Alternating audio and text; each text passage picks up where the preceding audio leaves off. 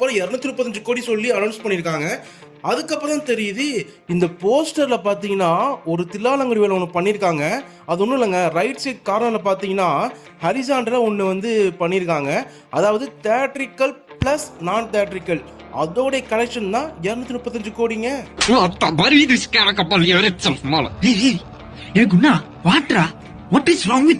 அப்ப இது மிகப்பெரிய கலெக்ஷனே கிடையாது, ஏதோ ஒரு பெரிய ஹீரோன்னு சொல்லிக்கிறாங்க சூர்யாவை.